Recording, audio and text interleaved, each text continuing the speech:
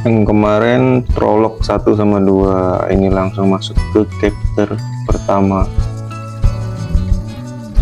Return of the Moonhua Sector. What the hell is the situation? Judulnya. Oke, dimulai. Mimpi. Dia tidak tahu apakah itu mimpi atau ingatan atau halusinasi saat dia menari di ambang kematian. Dia tidak tahu apakah dia sudah mati, sekarat, atau masih hidup. Yang bisa dia lihat hanyalah masa lalu.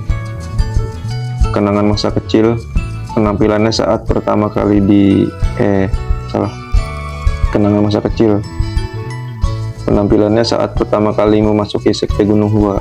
Adegan pelatihan dengan Sahyung saat dia melarikan diri dari aturan sekte yang ketat dan pergi untuk melihat dunia. Oh, ini lagi flashback. Sebelum seorang pejuang, Anda adalah seorang praktisi. Anda harus menyadari bahwa kekuasaan tanpa etika hanyalah kekerasan. Terus-menerus mengomel, terus-menerus. Itu membuatnya bosan. Ketika dia adalah murid dari sekte Gunung Hua, dia tidak sepenuhnya mengikuti ajaran. Terlepas dari bakat alaminya yang membuatnya mendapatkan gelar orang suci pedang bunga plum, dia hanyalah seorang pemula di sekte Gunung Hua. Kenapa dia tidak menyadarinya lebih awal, bahkan ketika ajarannya tidak masuk akal, bahkan ketika dia merasa tidak pada tempatnya? Semua yang membuatnya menjadi dia berutang semata-mata kepada sekte Gunung Hua. Itulah mengapa dia sangat mengagumi sekte tersebut. Dia terlambat menyadari, terlambat untuk menyesal. Kalau saja dia lebih memperhatikan ajarannya, kalau saja dia sedikit lebih kuat, dia mungkin bisa mengubah akhir yang pahit. Andai saja dia. Apakah kamu menyesali keputusanmu? Chunmyung mendengar suara lembut Sahyung Jangmun, ayahnya, kakak laki-lakinya, keluarganya. Pria ini adalah tujuan Chunmyung. Dia ingin mengikutinya sampai akhir. Tapi sudah terlambat untuk itu juga. Ya, saya menyesalinya. Aku sangat menyesalinya, Sahyung. Tidak perlu ada penyesalan. Suaranya memancarkan kehangatan. Bagaimanapun itu adalah sekte Gunung Hua. Sahyung. Bagi Chunmyung, seperti Sahyung sedang tertawa, selamanya hangat dan baik hati. Karena itu adalah sekte Gunung Hua. Bahkan kemudian keping. Apa? Oh, itu menyakitkan. Kepalaku, saya tidak mengerti. Sakit macam apa ini? Apakah ini rasa ketika anggota tubuh terpotong? Iblis surgawi, apakah bajingan itu belum mati? Chunmyung secara naluriah mengangkat tangannya untuk melindungi kepalanya. Jika dia belum mati, serangan ini akan menghabisinya untuk selamanya. Iblis surgawi, tapi suaranya menjawabnya bukanlah iblis surgawi, tapi suara terisak yang tidak ia kenali. Ketika dia membuka matanya, wajahnya sama-sama asing. Seorang pengemis, seorang pemula. Dilihat dari simpul yang diikatkan di pinggangnya, dia baru saja memulai. Seorang pengemis di antara pengemis. Pengemis dengan wajah lusuh dan lusuh itu menatap Chunmyung. Apa itu? Dia tidak bisa mengerti apa yang terjadi. Pengemis dengan wajah lusuh itu menatap Chunmyung. Apa itu? Dia tidak bisa mengerti apa yang terjadi. Iblis surgawi. Ya benar, wajah pengemis itu memerah karena iritasi. Dasar gelandangan pemalas, masih tidur sambil bicara. Semua orang pergi untuk mengemis, tetapi Anda masih di sini tidur seperti Anda melakukan sesuatu yang hebat. Ya, apa aku membuatmu tertawa? Pengemis itu mengangkat tongkat bambunya. Tunggu, apakah anak ini mengancam saya sekarang? Jadi begitulah adanya. Pengemis itu dikejutkan oleh seringai Chunmyung yang tiba-tiba. Itu adalah situasi yang aneh, tetapi dia tidak merasa perlu repot dengan konteksnya. Siapa sebenarnya Chunmyung? dia dengan mudah menempati peringkat 3 teratas dari semua pendekar pedang dunia. Orang-orang memuji gaya pedangnya sebagai esensi sejati dari sekte Gunung Hua dan menjulukinya sebagai orang suci pedang bunga plum. Dua pendekar pedang agung lainnya tidak layak menjadi lawannya.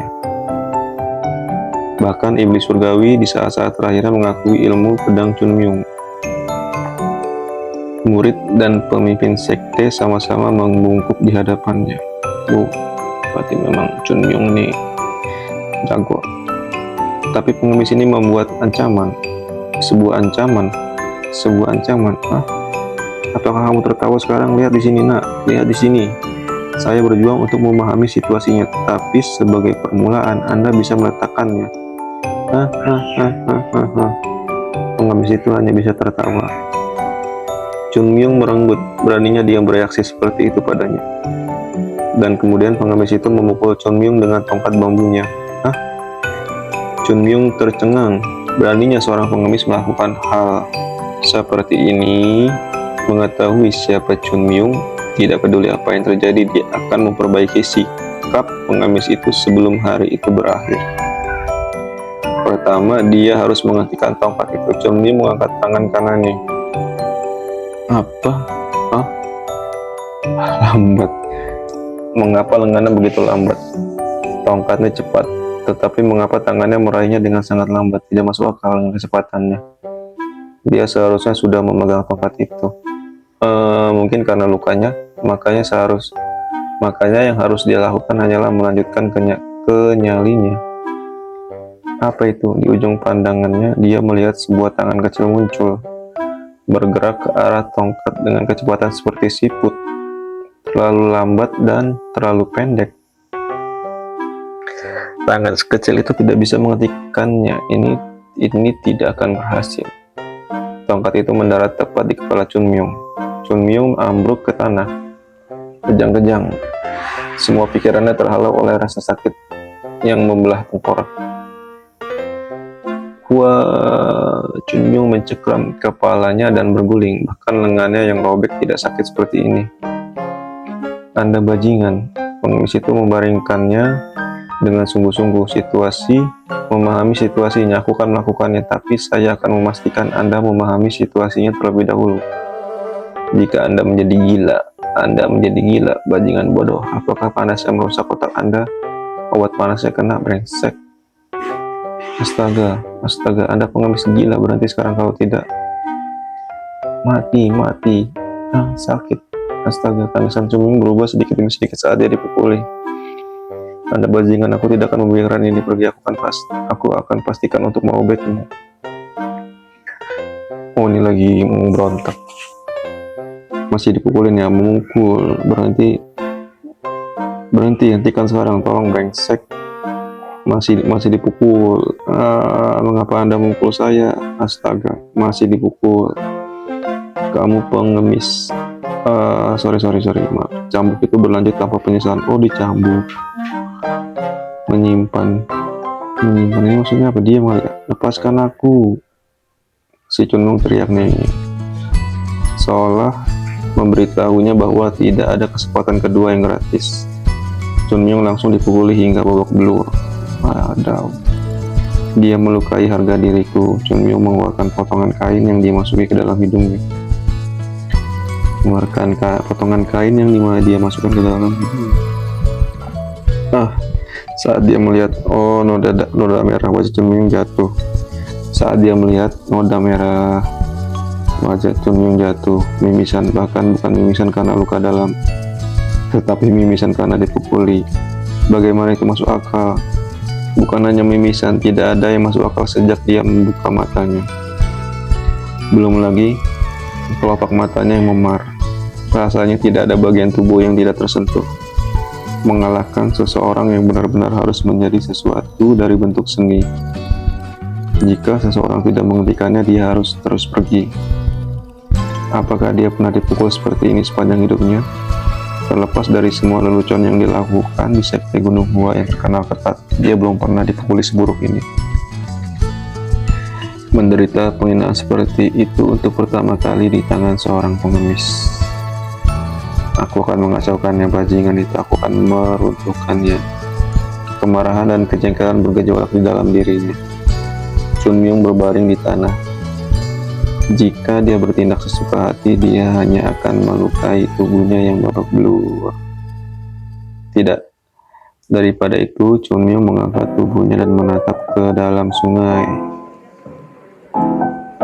Oh, dia udah kabur ya?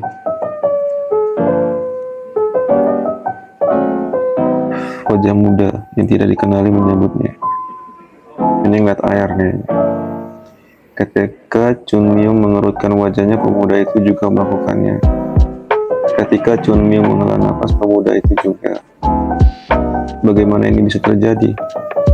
Mengapa ada wajah anak yang berbeda di dalam air? Tidak, itu adalah wajah yang bagus.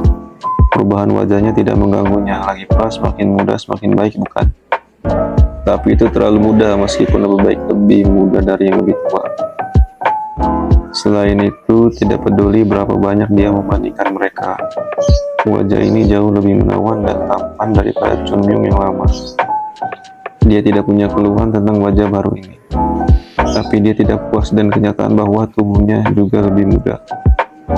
Pendek, anggota tubuhnya pendek bukan karena dia secara alami pendek atau semacamnya, tapi karena dia masih kecil. Lebih buruk lagi, dia hanya tinggal kulit dan tulang. Bahkan sekarang dia terlalu lelah dan lapar untuk mengangkat tangannya. Jadi singkatnya itu berarti aku masih hidup. Mungkin aku tidak tepat, tidak peduli seberapa keras dia terlihat. Anak ini tidak terlihat seperti orang suci pedang bunga plum. Chun Myung. Sword Saint telah pergi, jiwanya dan semua ingatannya sekarang berada di tubuh seorang anak pengemis. Ini pasti pekerjaan iblis, atau mungkin ini reinkarnasi Buddhis, Buddha. Seandainya dia mengetahui hal ini sebelumnya, dia akan bergabung dengan Shaolin daripada sekte Gunung Hua. Dia bertanya-tanya apakah iblis surgawi telah menggunakan semacam sihir menjijikan padanya. Tetapi jika dia bisa melakukan prestasi seperti itu, dia sudah menguasai seluruh dunia. Chun Myung tidak terlalu peduli dengan apa yang terjadi. Tapi dia harus mengakui bahwa segala sesuatu di sekitarnya adalah nyata. Ini bukan mimpi atau fantasi. Seluruh tubuhnya berdenyut kesakitan. Semakin dia memikirkannya, semakin marah dia. Tidak ada yang akan berubah jika saya terus duduk dan memikirkannya. Pertama, saya perlu mencari tahu apa yang terjadi dan apa yang sebenarnya terjadi. Chun Myung melompat dan berlari ke tenda pengemis. Atau dia mencoba lari setidaknya. Kak, dalam beberapa langkah dia jatuh. Atau kau memukulku dengan keras, dasar bajingan. Mata Chun Myung berguling marah. Apapun yang terjadi, aku akan memastikan untuk membayarmu kembali untuk ini. Kematian tidak akan memperbaiki kepribadian yang kotor. Selesai chapter. Ini chapter 1 ya. Secara garis besar, tahu